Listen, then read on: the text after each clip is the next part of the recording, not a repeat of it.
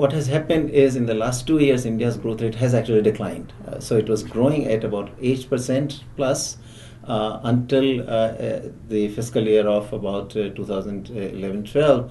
But in the last fiscal year, growth rate has now declined. 12-13 was about 5%, and in the latest quarters of the year 13-14, which has just begun, also growth rate looks like it's not going to go beyond 5%. What has happened? Well, India still needs to do a lot more reforms if growth is to be sustained. Poverty has to be brought down rapidly. To continue that process. Further reforms in the factor markets are required, particularly labor and land. Whereas the product markets got liberalized, they got reformed pretty much, including through foreign trade. Factor markets still have remained highly distorted in India, and that is particularly true of labor markets. India has a huge panoply of labor laws. About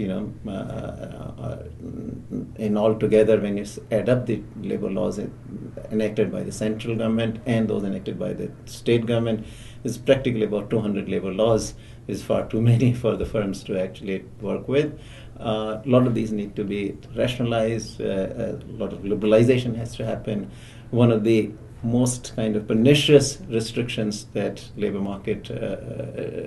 laws impose on the firms is that the Industrial Disputes Act has a provision according to which if a manufacturing firm has 100 workers or more, it is nearly impossible for it to actually lay off the workers.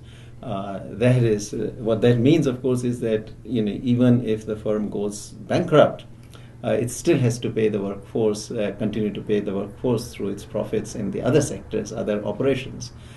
So that kind of a situation really discourages entry of firms. Firms, when they feel that they can never exit out, they are very reluctant to enter.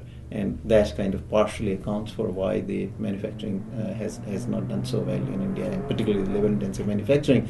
Because for the capital-intensive one, it's not a big problem. Labor costs are 7 or 8% or 10% at the most, and so you can work out your arrangements with workers. Even if you want to lay off, you can reach an agreement by giving golden parachutes, golden handshakes.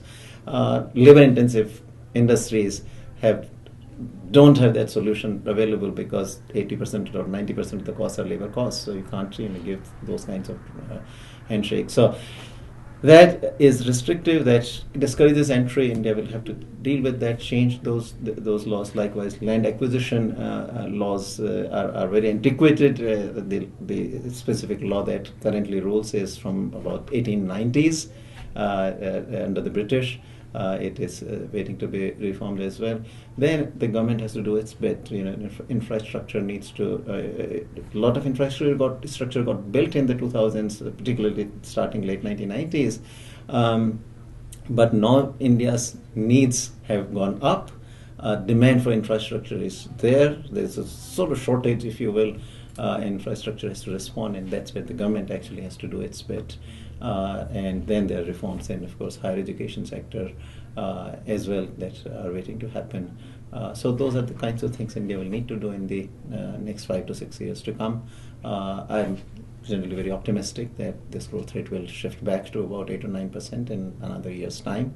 My calculations really are that India would grow at least in dollar terms. In dollar terms, it has grown in the last 10 years about 11-12% in real terms. And even if it grows at 10% per year for the next 15 years, it will become $7 to $8 trillion economy from what it is currently about 1.8 trillion. And that, of course, will make India the third largest economy in the world, probably ahead of Japan and behind the United States and China.